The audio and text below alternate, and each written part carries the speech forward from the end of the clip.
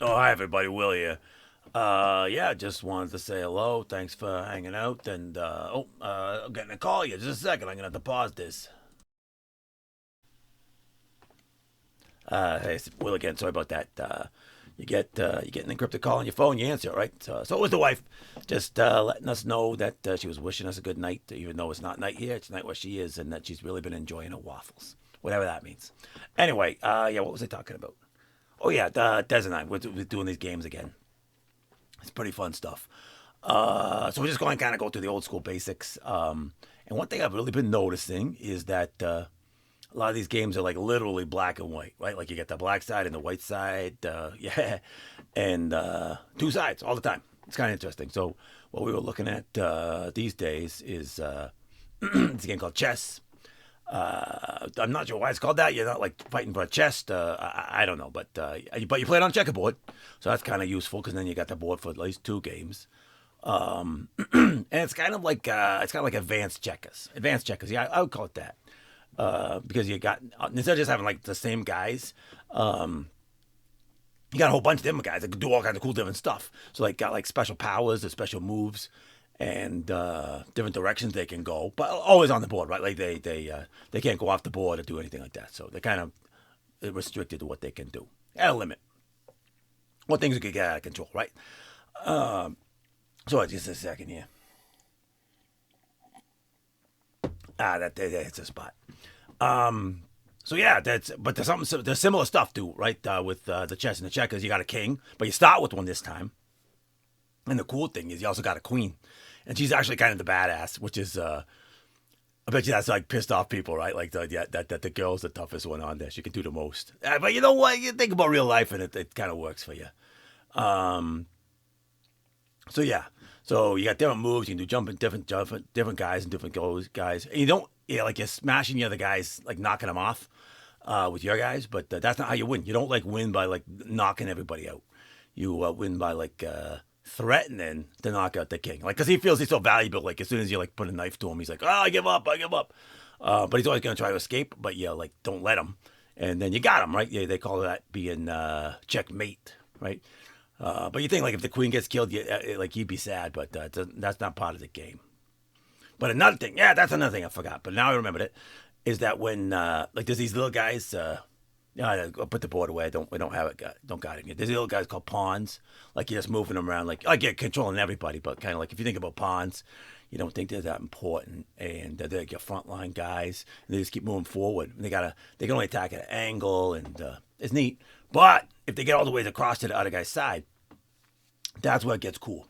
Because then that guy, the pawn, which I think most people think of as a guy, can turn into the queen, right? So that's kind of cool. Like just transforms into a more powerful version because they made it all the way through. They don't got to rescue anybody this time. That's not part of this game. You can never get a guy back once they're gone. Kind of like real life. Um, but it's kind of neat. Like so, you can have a bunch of queens, and if you get enough of them pawns across, and they don't fight amongst each other, right? They just like we're all bosses here. Like we're all the girl bosses, and we're gonna like kick some butt. And I never seen when we was playing with Daz, when I was playing with Daz, like that, we only ever got that like kind of once or twice. Never seen lots, a whole bunch, like a swarm of queens. Like you know, like got a swarm of bees, like you got a beehive with like the queen on top or wherever they live inside there. And but this will like be a swarm of queens, like they don't die when they sting you, and they can just go all over the place. It's really fun. I like to see that, you know. But both sides set up with the same way. They got equal match of forces, equal opposing forces. Yeah, that's kind of neat. That's not realistic, I don't find.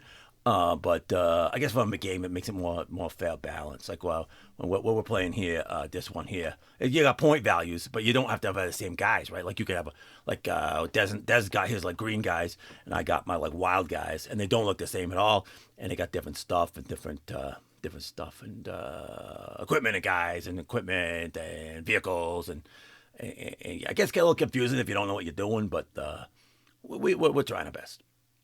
But yeah, as I was saying, two sides, right? Always two sides. But if you think about real life, maybe there's like another side or other sides that's hidden and like wants you both fighting at each other's, so they can do other stuff that's bad, or at least bad for you, right? Good for them. Why would they do it? So I often think, maybe that's the root of the problem is that you don't realize that the two sides that is against each other's is actually being they're the pawns of something other people's that are making them fight so that the pawns don't see the king doing other stuff. Another king, not necessarily their king, but maybe that king's in cahoots with the other kings, kind of like the way the queens work together. But if you got two kings on other sides who are working together to make the pawns fight each other so that some other king gets some other treasure or a chest. Maybe they're all fighting up. Maybe that's like a spelling mistake. It's like chest, like you're fighting over a chest full of gold or something cool. That actually makes a lot more sense to me now that I think about it. I gotta look that up. I gotta look where that name comes from. But it also might be like a different language, right? So they get changes through the ages. I gotta find who started it. But I'm gonna talk more about them black and white games. There's a whole bunch of them, and always the two sides. But I'm gonna look for a game that's got three sides or maybe more, right? I mean, when you're playing cards, you can have a whole bunch of people playing, right? If you're playing poker, you can have like 5 or 6. Everybody's their own unknown side, all against the other sides.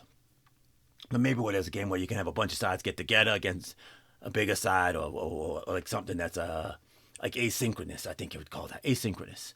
But that'd be cool. I'm gonna look that up. I'm not going to the club tonight. Not doing anything like that. Just gonna stay home with the kids. We're gonna maybe play some games, watch a show or something, and just have a good time. And we'll think about the wife, right? We'll all think about her and hope she's safe and comes home soon. What she's supposed to. The schedule says she's supposed to. So, but you never know, right? You never know. International adventures. They can be a mystery, right? Anyway, thanks for watching and listening. You know what you gotta do, and I'm not gonna say it this time, but yeah, as I like to say, nobody calls me Iggy, but my friends do call me Will, and I'll be back. I will. I screwed it up. I was gonna say something funny. I think I said it once already, but I'll be back later. So take care, guys. Okay, bye bye.